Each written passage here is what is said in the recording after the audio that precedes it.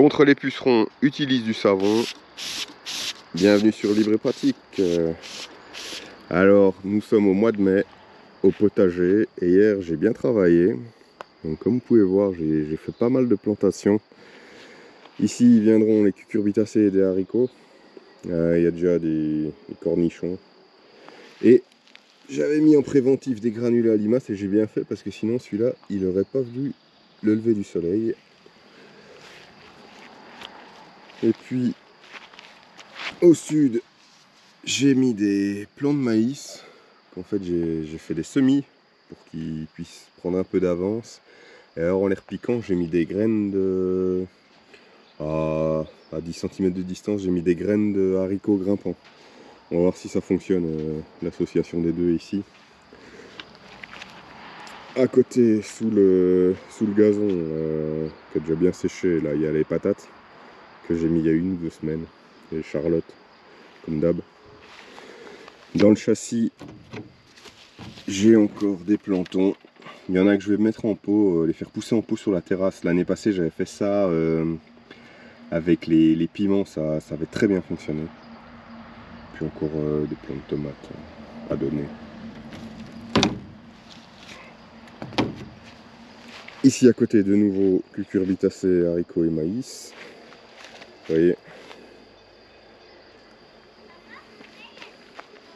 Et puis les tomates, 9 ou 10 variétés. Il y a la rose de Berne, Auriga, puis je sais même plus par cœur qui est quoi. Là il y a de la Matina parce qu'on la reconnaît parce qu'elle a les feuilles qui ressemblent à des feuilles de pommes de terre. Il y a de la Grégory Altaï, il y a de la Roma, il y a de la Auriga, j'ai dit, Marmande, tomate date, Nord de Crimée, Cornu des Andes, San Marzano, et j'en oublie, et puis voilà, c'est comme ça. Et alors de l'autre côté, les choux. Là, je consacre plus d'espace maintenant pour les choux parce que l'année passée j'ai fait de la choucroute en bocaux. Et là aussi j'étais content des résultats. Donc voilà, il y aura en plus de la tomate et de la ratatouille, il y a de la choucroute. Et aussi de la betterave, ça je montrerai ultérieurement, j'en ai mis de l'autre côté. Donc j'ai alterné si vous voulez les choux blancs et les choux de Bruxelles. Comme ça les choux de blanc prendront d'abord la place et puis après les choux de Bruxelles monteront en hauteur pour prendre la lumière plus tard. Les salades, là où il restait de la place.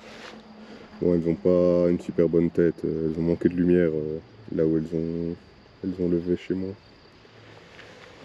On verra ce que ça donne, mais je pense que ça va repartir, ça repart bien en général. Et alors ici, vous avez des radis, et en dessous des radis, des pousses de carottes qui arrivent. Parce qu'en fait, là c'est la 2e année que je fais ça, et l'année passée j'étais assez content du résultat.